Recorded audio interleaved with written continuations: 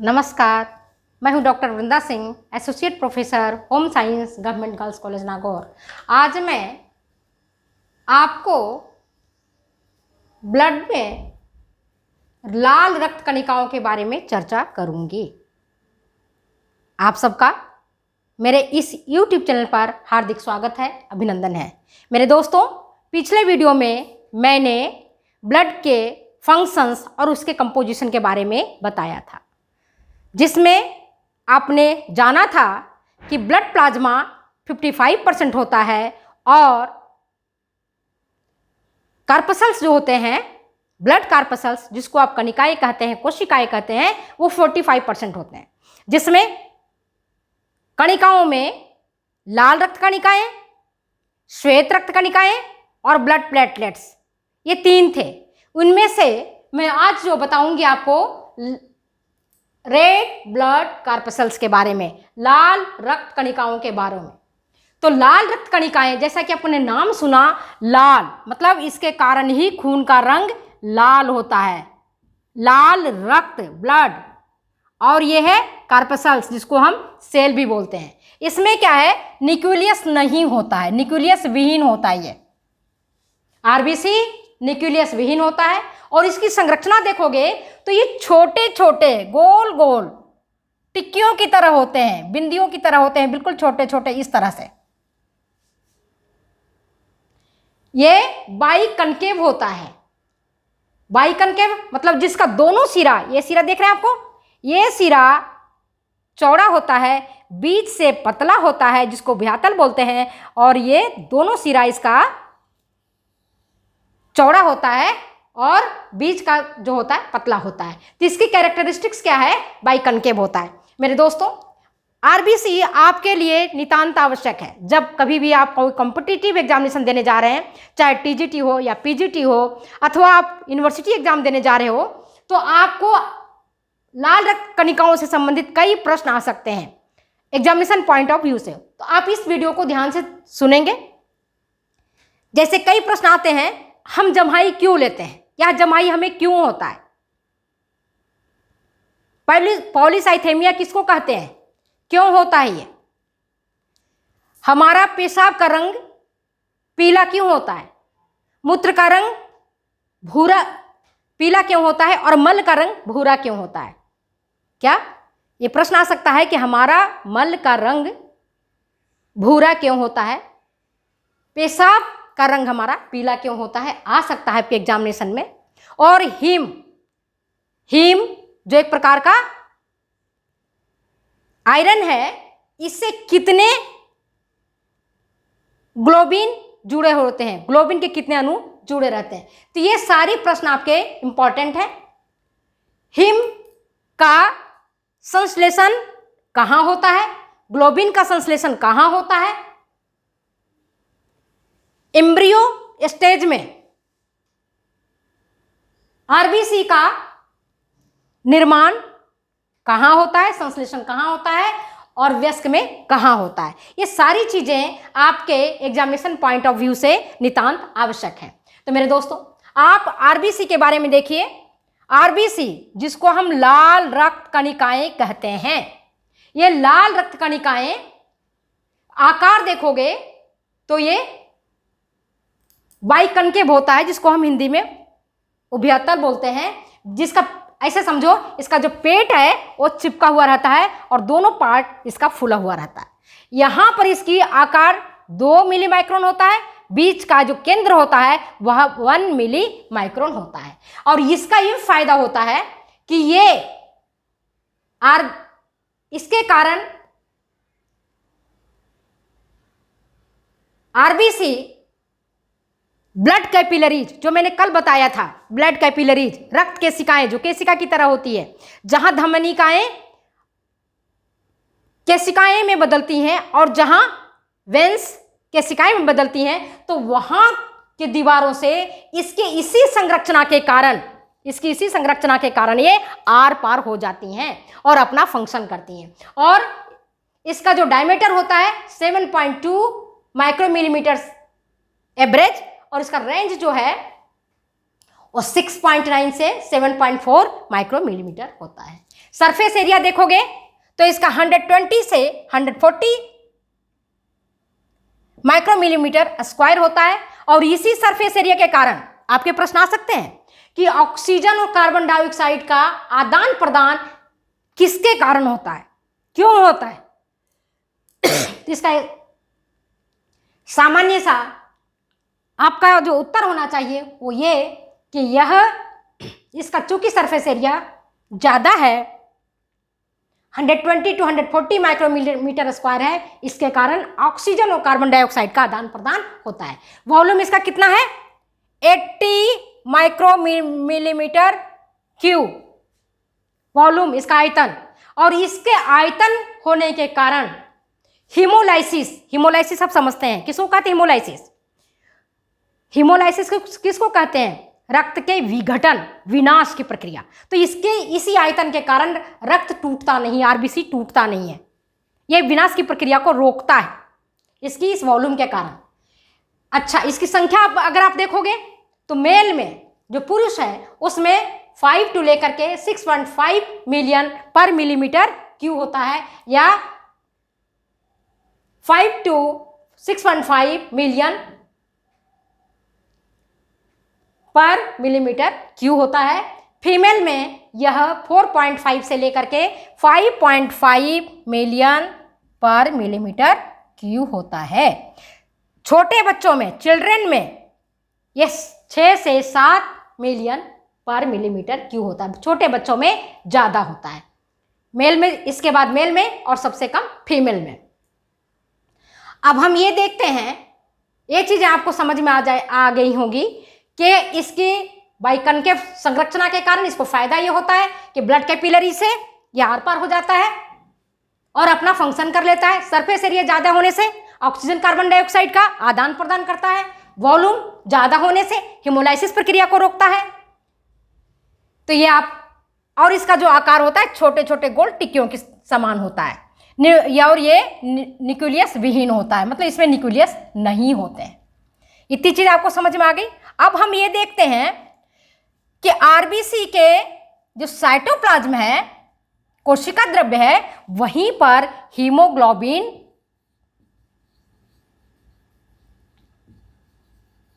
ये जो मैंने अभी आपको बताया ना, ये आरबीसी का सबसे महत्वपूर्ण पार्ट है।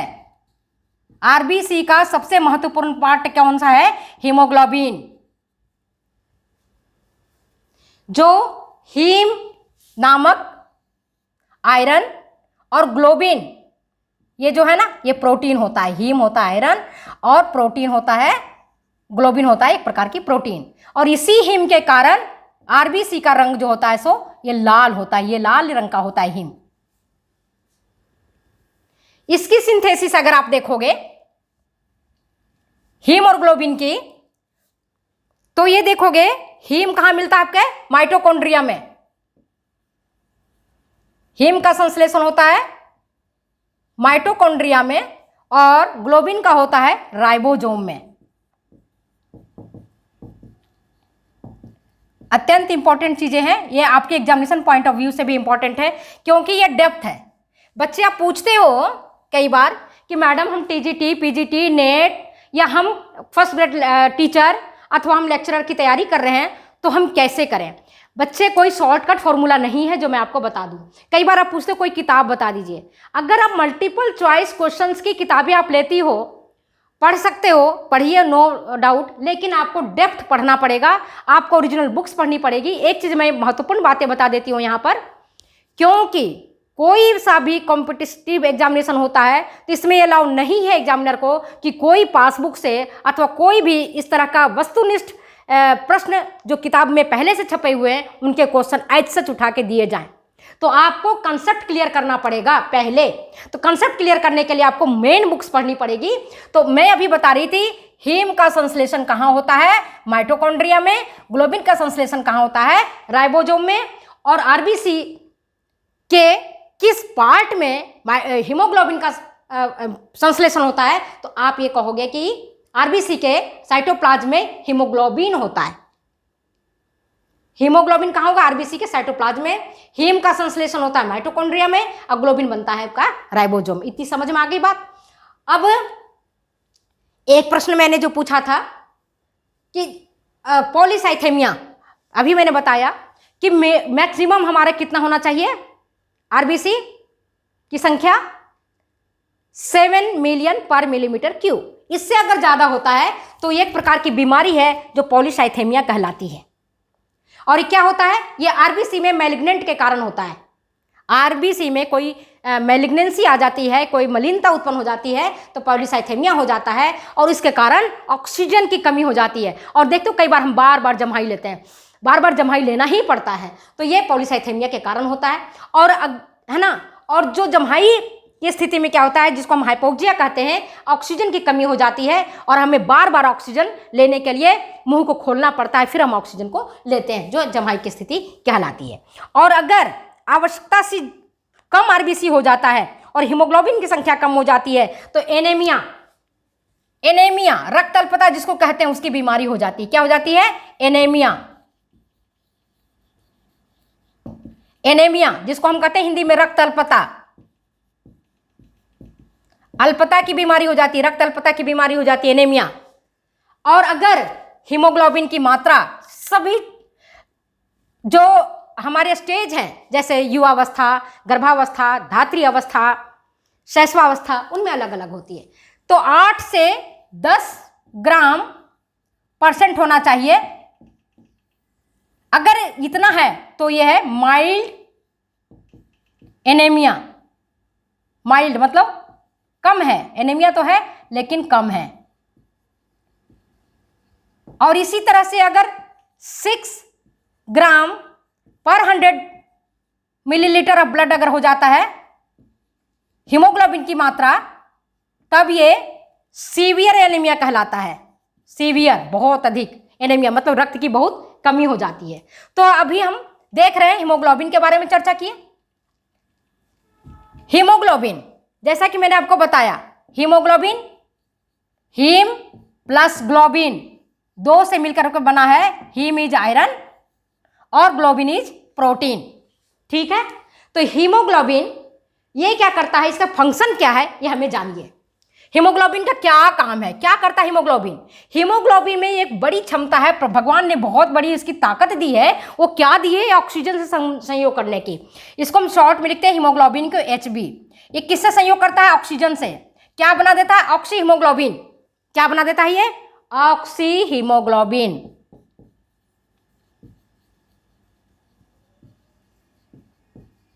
और ये देखिए, ये ऑक्सी हीमोग्लोबिन कहाँ से आता है, कहाँ बना ये फेफड़े में बनता है। कहाँ बनता है ये? फेफड़े में, क्योंकि फेफड़े में ऑक्सीजन है, सांस लेते हैं ऑक्सीजन के रूप में, तो वहाँ ऑक्सीजन है, वहाँ से ये ऑक्सीजन को लेता है, अपने साथ संयोग करता है। यह एक तरह की डाकिया की तरह काम करता है, जैसे पोस्टमैन आता है चिट्ठी लेकर के, इसी तरह से ऑक्सीजन रूपी चिट्ठी को लेकर के ये हीमोग्लोबिन अपने साथ जाता है रक्त में मिल करके। और कहाँ पहुँचता है? कोशिकाओं में, सेल्स में, टिश्यूज में, और वहाँ जाकर के क्या करता है? ऑक्सीजन को दे देता है। ऑक्सी हीमोग्लोबिन बनाया, कहाँ पहुँचा? कोशिकाओं में। HbO2 बनाया, कहाँ पहुँचा? सेल्स में। और वहाँ जाकर के ये क्या किया? ऑक्सीजन सेल को दे दिया और फिर वहाँ से हीम अलग हो गया, फिर ये हीम जो कोशिकाओं ने छोड़ा था कार्बन डाइऑक्साइड, उत्सर्जी पदार्थ, उसको ये अपने साथ ले लिया। लेन देन का काम कर रहा है, आदान प्रदान का काम कर रहा है। क्या कर रहा है ये? आदान प्रदान का काम कर रहा है। कार्बन ऑक्सीजन वहां दिया, किसको? सेल को, भाई आप लो और आगे का काम करो। क्योंकि जब ऑक्सीजन अगर नहीं मिलेगा कोशिकाओं को, तो आगे भोजन का जो कंबशन होता है, जो मैंने आपको डाइजेशन के टाइम में बताया था, तो जो मोनोसेकेराइड है, ग्लूकोज है अथवा अमीनो एसिड है, उन सब का कंबशन होगा, तभी तो एनर्जी मिलेगी, हीट मिलेगी। तो ये ऑक्सीजन का वहाँ दे दिया, कोशिकाएं अपना काम करने लग गई। और कोशिकाओं ने जो कार्बन डाइऑक्साइड छोड़ा था, है ना, सेल्स ने जो कार्बन डाइऑक्साइड छोड़ा था, उसको ये अपने साथ ले लेता है। बड़ा उदार है हीमोग्लोबिन। तो इसका हीमोग्लोबिन वापस किसको ले लिया? कार्बन डाइऑक्साइड को, और ले करके हीमोग्लोबिन पहुंच जाता है फेफड़े में रक्त परिसंचरण के दौरान। कहाँ पहुंच गया? फेफड़े में पहुंचा। फेफड़ों में पहुंचने के बाद यहां आने के बाद कार्बन डाइऑक्साइड को छोड़ दिया। भाई कार्बन डाइऑक्साइड आप रख लीजिए, और अब यहां से कार्बन डाइऑक्साइड जो छोड़ा वह फिर रेस्पिरेटरी मार्ग से जो अपना फेफड़ा है, फेफड़े के जो ट्रैकिया है, ट्रैकिया से नेजल पैसेज है, नाक के माध्यम से ये कार्बन डाइऑक्साइड आपके उच्छ्वसन की क्रिया के दौरान, जब सांस छोड़ते हैं उस क्रिया के दौरान बाहर निकल गया। कार्बन डाइऑक्साइड को उसने मतलब कोशिका से निकाला, उसको अपने साथ मिलाया और उसको ला करके फेफड़े में डाला। फेफड़े से फिर वो रेस्पिरेट सांस छोड़ने की प्रक्रिया के दौरान, श्वसन क्रिया के दौरान कार्बन डाइऑक्साइड बाहर निकल गया, गैस निकल गया। और यहाँ से फिर वापस हीमोग्लोबिन क्या करता है? ऑक्सीजन को वापस लेता है हीमोग्लोबिन, और फिर लेकर के चलता फिरता दौड़ता दौड़ता पहुँचता है कोशिकाओं में, ऊतकों में, वहाँ जाकर फिर ऑक्सीजन देने का काम करता है और वहाँ से कार्बन डाइऑक्साइड लाने का काम करता है। इस प्रकार से यह फेफड़ों से ऑक्सीजन को ऊतकों तक पहुंचाता है और फिर ऊतकों और कोशिकाओं द्वारा छोड़े गए कार्बन डाइऑक्साइड को फेफड़ों तक पहुंचाता है। इस काम को हीमोग्लोबिन करता है। और तीसरा महत्वपूर्ण काम हीमोग्लोबिन का और क्या है? ये पीएच को मेंटेन करता है। पीएच को मेंटेन करता है। अगर रक्त की पीएच अल्कलाइन थोड़ा होता है, क्षारीय प्रकृति की होती है, अगर ये ज़्यादा इसमें एसिड की मात्रा हो जाएगी, कीटोन की मात्रा हो जाएगी, तो एसिडोसिस हो जाएगा। और जब एसिडोसिस हो जाएगा तो आदमी कोमा में चला जाएगा, मूर्छा में चला जाएगा, आदमी बेहोश हो जाएगा। ठीक है, तो यह प्रकृति को जो इसका जो हीमोग्लोबिन है वह हीमोग्लोबिन पीएच को मेंटेन करता है, इसके बफर को मेंटेन करता है। और कितना गुना करता है? एक इंपॉर्टेंट प्रश्न है, कितना गुना करता है? तो प्लाज्मा प्रोटीन से ये 6 गुना ये ज़्यादा बफर मेंटेन करता है।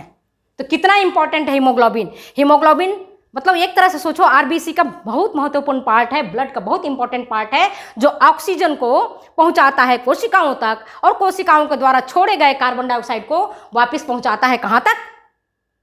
कहाँ तक पहुंचाता है वो? फेफड़ों तक। इस तरह से ये ऑक्सीजन और कार्बन डाइऑक्साइड का लेन देन की प्रक्रिया को पूरा करता है, पीएच को मेंटेन करता है। एसिडोसिस ज़्यादा होगा तो इंसान मूर्छित हो जाएगा, कोमा की स्थिति में आ जाएगी, और अगर अल्कलाइन की मात्रा ज़्यादा हो जाएगी तो भी स्थिति खराब है। इसलिए ये पीएच को मेंटेन करता है।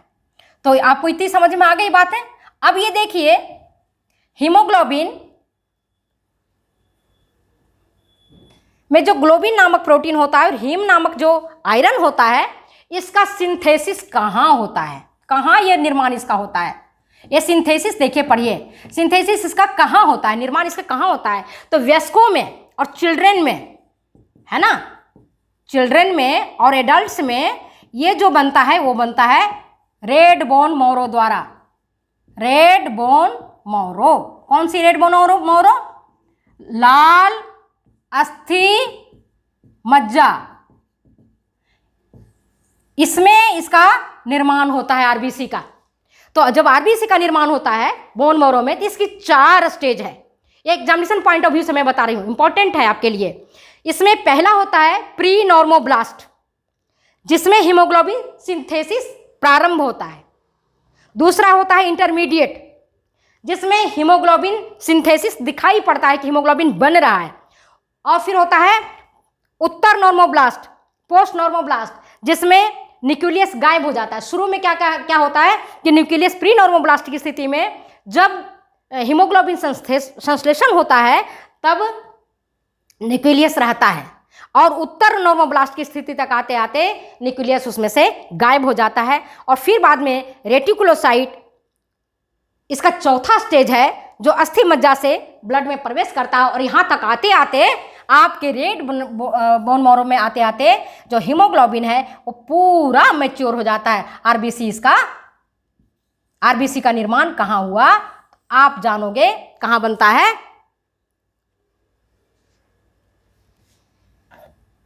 रेड बोन मैरो में। टूटता कहाँ है, विनाश कहाँ होता है हीमोग्लोबिन का? तो ये लीवर और स्प्लीन में। ये टूटता कहाँ है?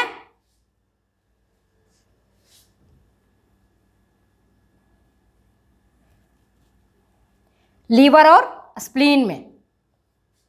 बनता कहाँ है? रेड बोन मैरो में।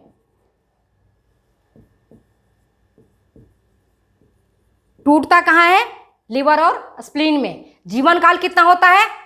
120 डेज, 120 दिन का होता है।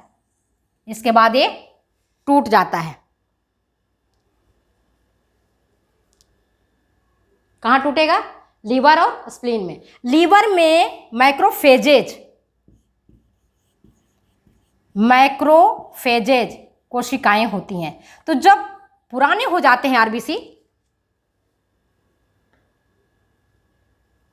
तब क्या होता है? इसकी जो दीवारें होती हैं टूटने लगती हैं, जीर्ण शीर्ण हो जाता है। तब इसको जो मैक्रोफेजेज कोशिकाएं होती हैं इसको निगल लेती हैं। क्या करते हैं? इसको निगल लेता है। निगलने के बाद वहां जाकर के हीमोग्लोबिन टूट जाता है। किसमें? हीम प्लस ग्लोबिन में। वापस टूट जाएगा हीम प्लस ग्लोबिन में। यह जो हीम है आयरन, वो फेरिटिन के रूप में जमा हो जाता है और बाद में अस्थि मज्जा में संश्लेषण के लिए चला जाता है। और ये जो ग्लोबिन है, प्रोटीन, उसका भी संश्लेषण होता है। इस प्रकार से देखते हैं इसका जीवन काल कितना है? 120 डेज का होता है। अच्छा, ये मैंने आपको बताया इम्ब्रियो में निर्माण कहाँ होता है आरबीसी का? कहाँ होगा? तो ये होता है स्प्लीन और लीवर में, इम्ब्रियो में। जब बच्चा माँ के पेट में रहता है तो जो आरबीसी का निर्माण होता है वो होता है स्प्लीन और लीवर में। और जब बच्चा पैदा हो जाता है और शिशुअवस्था में रहता है तब उसके जो हाथ पैरों की अस्थियां होती हैं, जो एक्सियल स्केलेटन होता है, उसमें आरबीसी का निर्माण होता है। और बड़ों में, वयस्कों में, हम में, उनके रेड बोन मैरो में निर्माण होता है। वो भी हाथ पैरों की जो लंबी लंबी अस्थियां हैं, खास करके टिबिया, फिबुला के जो प्रोक्सिमल एंड है, समीपस्थ शिरा है, वहां जाकर के ये इसका निर्माण होता है। तो आपको समझ में आ गया कि ये क्या है। अब हम ये देखते हैं कि हीमोग्लोबिन के संश्लेषण में कौन कौन से पार्ट लेते हैं, कौन कौन से चीज पार्ट लेते हैं हीमोग्लोबिन के संश्लेषण में। इसके निर्माण में कौन कौन से पार्ट लेते हैं ये देखिए, जरूरी है। तो हीमोग्लोबिन मैंने आपको बताया, हीमोग्लोबिन को विच्छोद करोगे तो हीम प्लस ग्लोबिन आया। तो हीम के लिए क्या चाहिए आपको? आयरन चाहिए। ग्लोबिन के लिए चाहिए प्रोटीन, और फिर चाहिए इसके लिए विटामिन सी, और चाहिए विटामिन B12, और चाहिए इसमें कॉपर, और चाहिए इसमें निकल, और इसमें चाहिए बाइल साल्ट। क्योंकि बाइल साल्ट जो है वही निकल और कॉपर को एब्जॉर्ब करता है। निकल और कॉपर को एब्जॉर्ब कौन कर रहा है? बाइल साल्ट कर रहा है, पीत लवण कर रहा है, पीत लवण। तो हीमोग्लोबिन के निर्माण के लिए आयरन चाहिए, प्रोटीन चाहिए, विटामिन सी चाहिए, विटामिन B12 चाहिए, और माइक्रोन्यूट्रिएंट्स में कॉपर चाहिए, निकल चाहिए और बाइल साल्ट चाहिए। बाइल साल्ट क्या करता है? बाइल साल्ट निकल और कॉपर के एब्जॉर्प्शन को, अवशोषण को बढ़ा देता है। अच्छा, तो ये सब चीजें आपको समझ में आ गई। एक चीज और है आपके लिए, वो ये हीमोलाइसिस किसको कहते हैं? हीमोलाइसिस किसको कहते हैं? तो जो रक्त कणिकाओं की टूटने की प्रक्रिया है वो हीमोलाइसिस कहलाती है। क्या कहलाती है?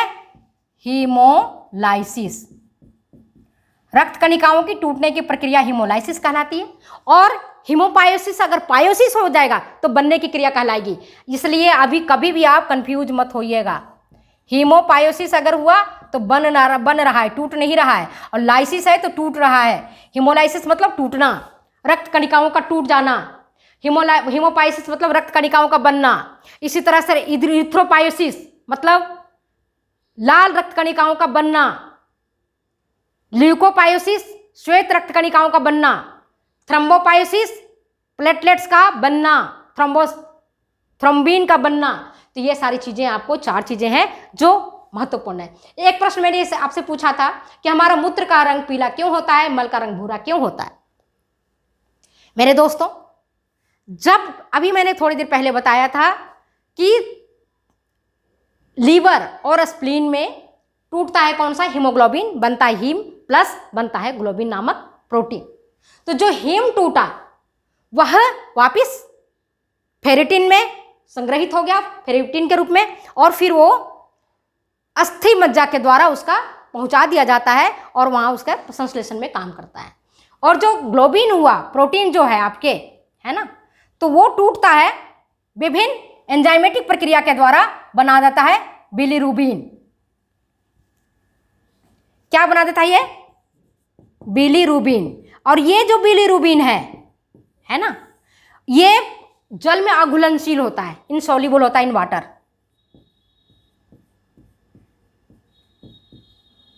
जल में अघुलनशील होता है बिलीरुबिन। तो ये फिर विभिन्न प्रकार की प्रतिक्रियाओं के द्वारा बिलीवर्डिन में टूट जाता है। और फिर ये बिलीवर्डिन विभिन्न रासायनिक प्रतिक्रियाओं के द्वारा अगेन टूटता है और ये बनाता है यूरोबिलिनोजन। ये यूरोबिलिनोजन एक्सक्रीटरी ऑर्गन्स, जिसमें खास करके किडनी, उससे छन जाता है, पेशाब में जाके मिल जाता है, और इसी यूरोबिलिनोजन के कारण हमारा पेशाब का रंग पीला होता है, और इसे यूरोबिलिनोजन के कारण हमारा मल का रंग भी भूरा होता है। अब समझ गए प्रश्नों का उत्तर जो मैंने आपसे पूछा था, यूरोबिलिनोजन के कारण। और इसका कुछ पार्ट वापिस ब्लड में लौट आता है और फिर वो प्रक्रिया सिंथेसिस का काम करता है, हीमोग्लोबिन बनने का काम करता है। तो इस तरह से आपने देखा कि हमारा हीमोग्लोबिन, आरबीसी हमारा कितना महत्वपूर्ण है हमारी बॉडी के लिए। अगर इसकी संख्या कम हो जाती है तो हमें एनीमिया, अधिक हो जाती है तो पॉलीसिथेमिया, और एनीमिया में भी जो सबसे ज़्यादा हीमोग्लोबिन की ज़्यादा उसमें रोल होता है, हीमोग्लोबिन की लेडीज है, जैसे प्रेग्नेंट मदर है, 13 से 14 ग्राम पर 100 मिलीलीटर ब्लड होना चाहिए। इन्फेंट्स है, इसमें भी ज़्यादा होना चाहिए, जो मैं आपको जब एनीमिया वाली चैप्टर में आपको बताऊंगी तब मैं आपको बता दूंगी। तो आज आपने देखा कि हमारा आरबीसी कितना महत्वपूर्ण है। अगर ये वीडियो आपको अच्छी लगती है तो प्लीज़ कमेंट करें, लाइक करें, शेयर करें और सब्सक्राइब करें। कई बच्चे पूछते हैं कि मैडम आपका वीडियो हमको नहीं मिलता है। तो बच्चे मैं इतना कहना चाहती हूँ, डॉक्टर वृंदा सिंह अगर आप यूट्यूब में जाकर के टाइप करते हो तो मेरी वीडियो आपको खुल जाएगी, मिल जाएगा, और फिर आप वहाँ पर रेड कलर का सब्सक्राइब का बटन आता है, उस बटन को आप दबा देंगे, अब सब्सक्राइब हो जाएगी आपकी वीडियो। बेल आइकॉन का भी बटन होता है, अगर उसको भी आप दबा देंगे तो आपके जो हमारी वीडियो आती है उसके नोटिफिकेशन आपको मिल जाएगा। इस तरह से आपको मेरी सारी वीडियो मिलती रहेगी। तो प्लीज़ अगर आपको अच्छा लगता है वीडियो तो कमेंट करें, शेयर करें, सब्सक्राइब करना नहीं भूलें। Thank you. फिर मिलते हैं अगले वीडियो में, अगले एपिसोड के साथ। नमस्कार।